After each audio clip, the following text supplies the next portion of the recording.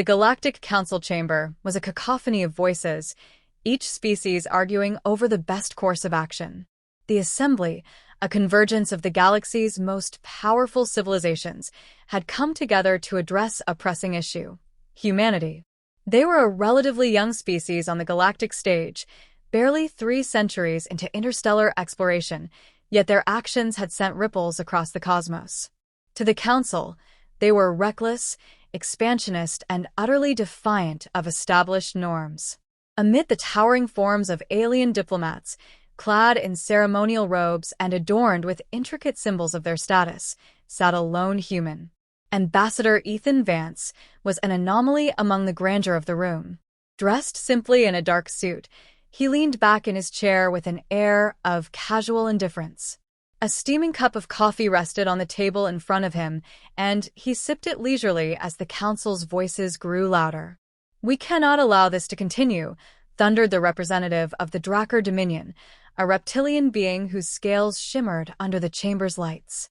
"Humanity has trespassed into restricted territories, defiled sacred sites, and violated countless accords. They act as though the rules of this galaxy do not apply to them." There were murmurs of agreement from the others. The council leader, an ancient being whose translucent skin pulsed faintly with bioluminescence, raised a hand for silence. "Ambassador Vance," the leader said, their voice resonating with an ethereal quality. "The council has deliberated extensively. Humanity's actions threaten the stability of our interstellar order. If your people do not cease their unregulated expansion immediately, we will be forced to take action. This is your final warning." The chamber fell silent, all eyes turning to the human diplomat. Vance, unfazed by the weight of the moment, set his cup down with a soft clink. He looked up, meeting the gazes of dozens of alien representatives with a calm that bordered on insolence. "Final warning," he said, his voice carrying a hint of amusement. "That's dramatic." The Drakkar representative's claws scraped against the table. "This is no jest, human. The Council commands a fleet capable of obliterating your entire species. Do not mistake our patience for weakness." Vance leaned forward slightly, his expression still relaxed but his tone now edged with steel. "And do not mistake our lack of panic for ignorance. You see, humanity has this annoying habit of thriving under pressure. Threats? We've been dealing with those since we crawled out of the mud." A ripple of unease passed through the chamber. The human's confidence was unsettling, especially given the gravity of the ultimatum. The representative of the Kthari, a telepathic race with a crystalline exoskeleton, tilted their head in curiosity. "Your species faces annihilation, yet you show no fear. Why?" Vance chuckled, his lips curling into a faint smile. "Fear? Oh, we've had plenty of that. Wars, famines, plagues, you name it, we've seen it. And you know what? We're still here.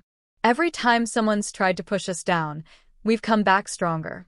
So, forgive me if I'm not shaking in my boots over your little final warning." The room erupted into whispers. The audacity of the human was unprecedented.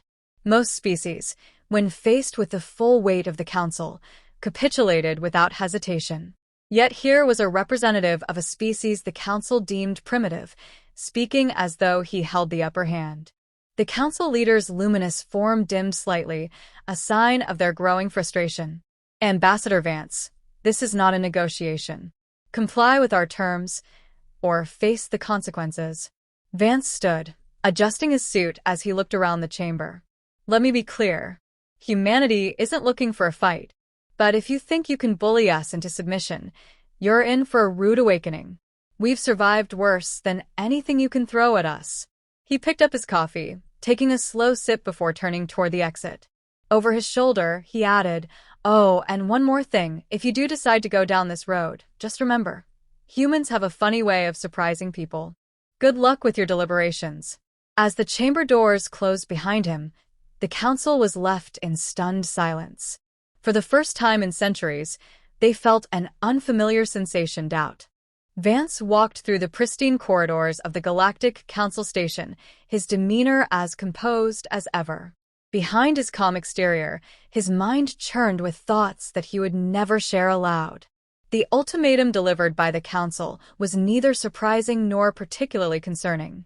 To him, it was yet another example of alien arrogance, a predictable underestimation of humanity. What they didn't understand, or refused to acknowledge, was the very thing that set humans apart. For all their advanced technology and eons of experience, the alien civilizations lacked something humanity possessed in abundance: adaptability. It wasn't just about surviving, it was about thriving in chaos. He thought back to humanity's first faltering steps into the stars. Their ships had been crude compared to the sleek vessels of the galaxy's elder races. Their technology was cobbled together from centuries of trial and error, often driven by necessity rather than refinement. Yet, despite the odds, humanity had carved out a place for itself in the vastness of space. The Council saw humans as reckless, but Vance knew better. Humans didn't ignore rules out of defiance. They questioned them, tested them, and bent them to suit their needs. Where others saw limitations, humans saw opportunities. It was a mindset that had been honed over millennia of hardship on Earth. He remembered stories from Earth's past, wars fought with grit and ingenuity, where seemingly insurmountable odds were overcome by sheer determination. Humanity had always excelled at finding unconventional solutions. It wasn't about having the best tools, it was about knowing how to use what you had. The aliens, for all their advancements, couldn't comprehend this. They relied on tradition, rigid hierarchies, and predictable strategies. The Council's collective strength came from their vast fleets and superior weaponry, but their unity was fragile. Each species had its own priorities, its own sense of superiority. That fragmentation was their weakness, one humanity had already begun to exploit. Vance's lips curled into a faint smile as he thought about the hidden ace humanity had developed. He couldn't reveal it here, not yet. Let the Council think they held all the cards. Let them believe humanity was bluffing. The truth was far more complex. The key wasn't in some superweapon or secret fleet. It was in humanity's ability to think beyond the obvious. Every threat the Council had posed, blockades, invasions, economic sanctions, had already been anticipated. Humanity's brightest minds had spent years preparing for scenarios like this, crafting strategies that would turn the Council's strengths into liabilities. It wasn't about meeting force with force. That was the alien way, predictable and inefficient. Humanity's approach was different: disruption. Why attack a fleet head-on when you could dismantle its supply lines? Why engage in a prolonged battle when a few well-placed strikes could sow chaos? The Council's fleets might outnumber humanity's, but they relied on intricate logistical networks and centralized command structures. Break those, and their power would collapse. This wasn't arrogance, it was pragmatism. Vance knew humanity's limitations. They couldn't outgun the Council, but they didn't need to. Their strength lay in their ability to adapt, to innovate, and to find solutions no one else could see. He thought about the Council's reaction to his earlier remarks. The disbelief, the frustration, the faint glimmers of fear. They had no idea what they were up against. Humanity wasn't just another species to be bullied into submission. They were a force of nature, unpredictable and unstoppable when pushed to the brink. Vance's communicator buzzed softly, a secure message from Earth's leadership. He skimmed it quickly, noting the details of the latest contingency plans. Everything was proceeding as expected. The Council's moves were predictable, almost laughably so. Every ultimatum, every threat, every posturing display of power, it was all playing into humanity's hands. As he continued down the corridor, Vance allowed himself a moment of quiet satisfaction. The Council thought they were dealing with a reckless, inexperienced species. What they didn't realize was that humanity had been preparing for this confrontation long before they ever set foot on the galactic stage. He thought back to the old Earth proverb, "Necessity is the mother of invention." It was a concept alien to the Council, with their vast resources and stagnant traditions. But for humanity, it was a way of life. Adversity wasn't something to fear, it was a catalyst for growth. Let the Council bring their fleets, their threats, their ultimatums. Humanity would meet them not with panic, but with a quiet, unshakable resolve.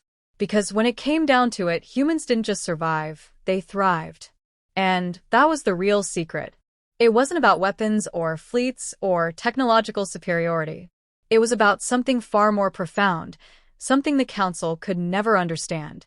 Humanity didn't win by playing the game. They won by changing it. The Council's decision was swift and predictable. A blockade.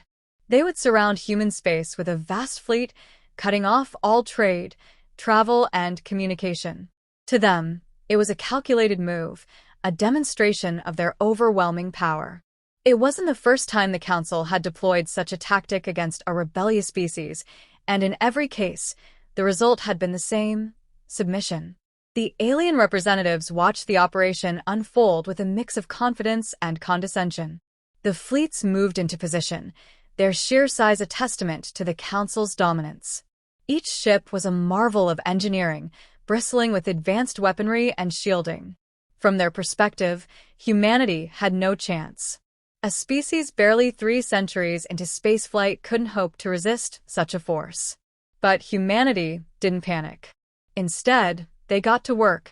Within hours of the blockade being established, countermeasures were already in motion. The Council had expected chaos, riots, resource shortages, and desperate pleas for negotiation. What they didn't anticipate was silence.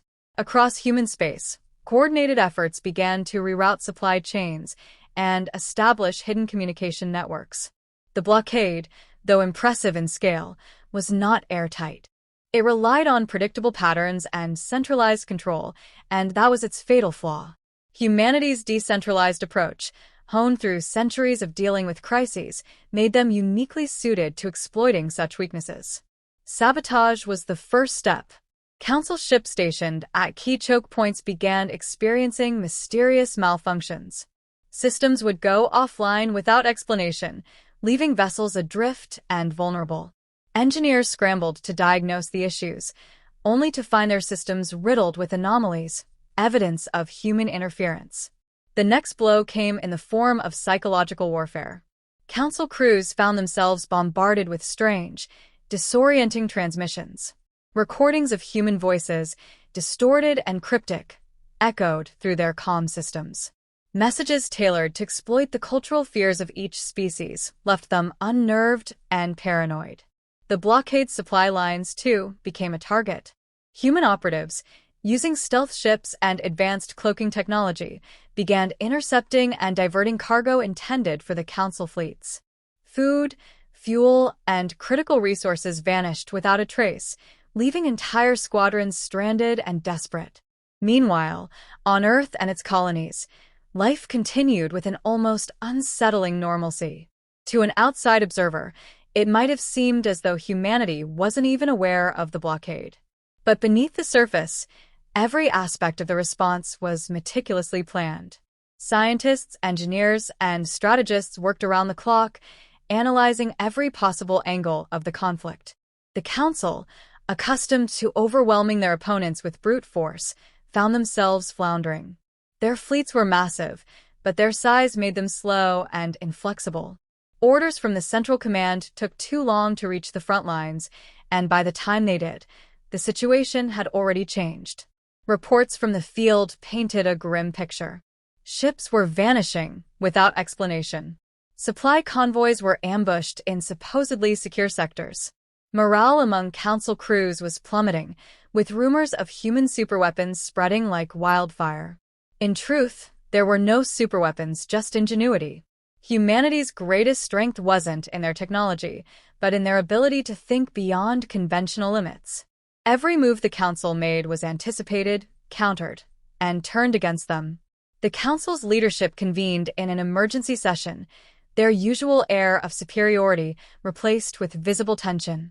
The Drakkar representative slammed his claws on the table, his frustration palpable. This is unacceptable. How can a species so primitive outmaneuver us at every turn? The Kthari representative, their crystalline form dimmed with stress, replied, "They are not primitive. They are unpredictable. That is far more dangerous." As the debate raged, a transmission from humanity interrupted the proceedings. Ambassador Vance appeared on the central display, his expression as calm and infuriating as ever. He leaned slightly forward, hands clasped on the desk in front of him. "Hello again," he began, his tone polite but laced with subtle mockery. "I hear your little blockade isn't going as planned. Tough break. I'd offer some advice, but I'm afraid you wouldn't listen." The chamber erupted in protests, but Vance continued undeterred. "You see, the thing you all fail to understand is that humans don't respond to threats the way you think we should. You cut off our resources, and we find alternatives. You block our trade, and we build something better. Every move you make only pushes us to adapt and grow stronger." He leaned back, a faint smile playing on his lips. "So, here's the deal. You can keep this up if you want. We're more than happy to let you waste your resources trying to contain us. Or you can step back and rethink your approach. Because if you don't, well, let's just say you haven't even seen the real fight yet." The transmission ended abruptly, leaving the council in stunned silence. For the first time, they were forced to confront the possibility that they had underestimated humanity on a fundamental level. This was no ordinary species. This was something new, something they had never encountered before. And it terrified them.